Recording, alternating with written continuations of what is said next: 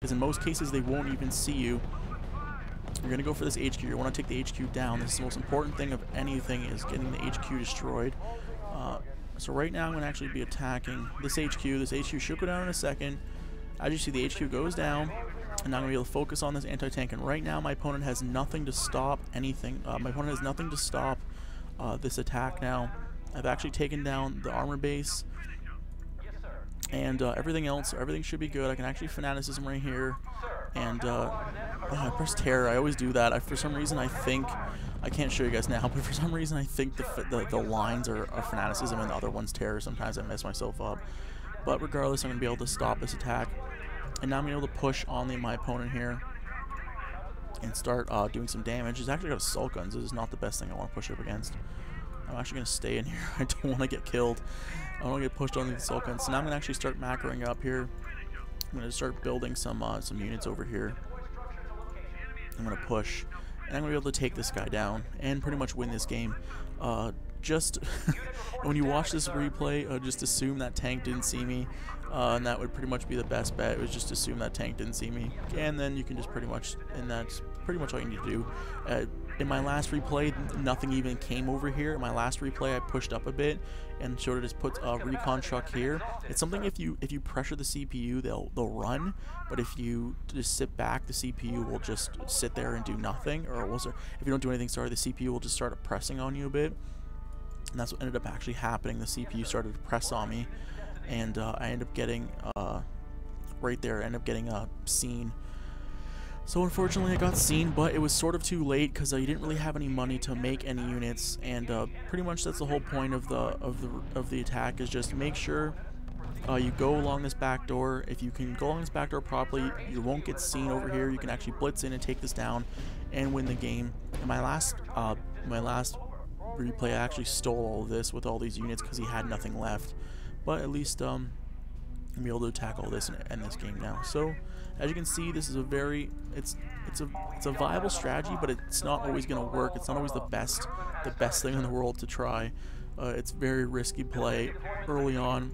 If your opponent goes like something like artillery early on, or just rushes you with a lot of stuff and you get overwhelmed because you're spending all this money on Stewards, so you're wasting a lot of income to start on Stewards and whatnot.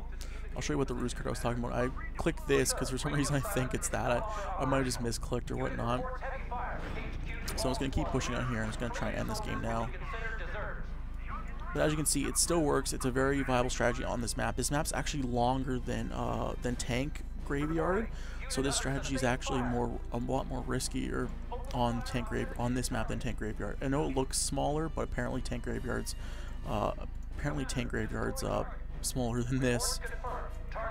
So as you can see, I completely one-sided dominated my opponent, and once you do take his HQ down, because most people won't build a secondary HQ on this map, there's no real reason to, because these can technically you can build one, I guess, here, but really, like, there's no huge difference. This extra bit of time is nothing too insane, and you really don't have a reason to build a secondary HQ. So on this map, especially this HQ over here, will be the only HQ they go for. So when you have 10 to 20 light tanks and you go with that push, that speed attack, even if they have tanks to come back them up, they attack so fast they'll be able to actually take that down in time, most of the time.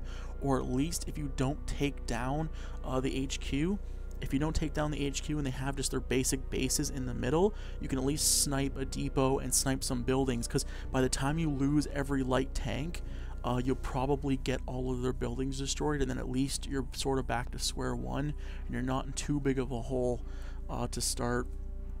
I don't know really how I can show you that, but I guess let's playing it's a real player, but that's pretty much the only strategy, is just a basic light tank rush. This works in 2v2 a lot. I've actually played 2v2s where my teammate, like, I'll play defense.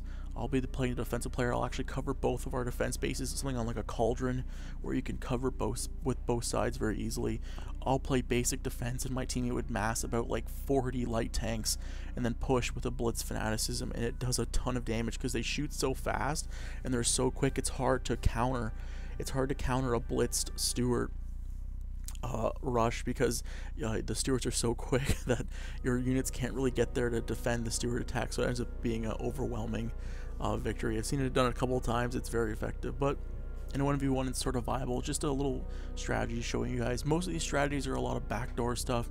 You can't really get them to see it coming. If they see it coming, it's going to get stopped. It's sort of hard. They make a lot of the backdoor strategies I would use with planes, but as you can see, you can use some of them with actual buildings as well, and building the buildings closer to their base and going for a different strategy. But my kill ratio is actually 58-1. I would say it's a fairly good kill ratio. I think you only got 5 points. But yeah, that's pretty much it. And you can see the income. I stole a base later, and I took a base later, but really, he didn't really out macro me that heavily. He only out macro me by $6. And because I took his HQ down so fast. How long did the game last? The game lasted 12 minutes. I took the HQ down so fast, I got to make up that money difference in trucks and time. So by the time I sniped his HQ, it was down and out. And once their HQ is down, they can't even make any money. So those trucks are going nowhere. So you actually stop all income, and then you cripple your opponent. If you sack all of those light tanks, but you kill that HQ, it's well worth it. It's well worth all the price. It's well worth the $150 in income you spent to do it, because now they have no HQ and they can't make any money, and now you can just out macro them and just play defense and stop their last push, and walk in and take everything like I did to the CPU. So that's pretty much it. Hope you guys enjoyed it, and I'll see you guys next time.